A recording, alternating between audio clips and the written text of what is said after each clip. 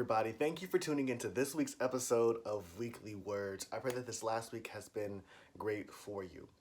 Continuing our conversation of what we've been talking about this entire year, working on God's vision for our lives, our goals, and our purpose, and how to navigate to those things, even whenever we're going through adversity and things that are not as we planned or less than ideal.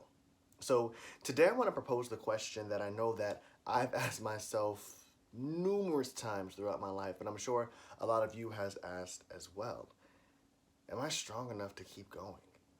Right? There's times in our lives whenever we face adversity after adversity and hardship after hardship, and it makes us question and wonder if we're strong enough to keep going, if we're good enough to keep going. We try and fail, we try and fail, we try and we fail. And we keep going into this cycle where we think, you know what? There's a common factor here. It's me. It's me. And why keep trying to do this if I keep failing? Maybe something's wrong with me and I'm just not going to get it or make it. Today, I actually want to speak encouragement if you've been asking yourself that question or if you've been in that space before. When it comes down to it, are you strong enough? Yes, you are. Why? Because God says you are, right? If we look throughout his words, we see so many encouraging words that he's saying directly to us to shape our identity and who we are. You are the head and not the tail. You are above and not beneath. You are God's handiwork. You are fearfully and wonderfully made. No weapon formed against you shall prosper. So why do we still feel at times like we're not strong enough? Well, let's take an example out the Bible. If we look at the story of Gideon, him and his people are in a space where they need a leader and they need help in facing their enemies, right? And somehow Gideon's name gets thrown into the bucket and he's like, no, it can't be me. I'm not a leader. I'm not strong enough. No, it can't be me.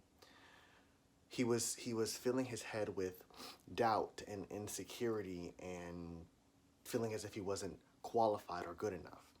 But God sends down one of his angels, and the angel speaks to Gideon and says, "You are a mighty warrior."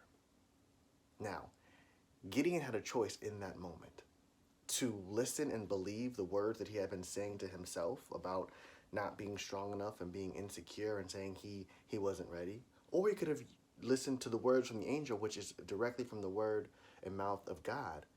You are a mighty warrior. Spoiler alert, Gideon ended up listening to the angel and took up the leadership role and listened and obeyed what God said in order to overcome the enemies in that particular battle. Crazy thing is, he actually didn't even need to fight, and that's a whole other thing we can get into another time. But he listened to the words of truth. You are a mighty warrior. But here's the thing. He didn't defeat, even though he was leader, he didn't defeat the enemy by himself. He had help by the community around him. I think one of the things that we do in our lives is whenever we associate people with the word strong, we think independent. We think self-sustaining. We think by ourselves, by themselves. But what if strength wasn't just a one-person thing, but a community thing, right? In the moment, it's fine for you to be strong and still need help. It's fine for you to be strong and not know everything.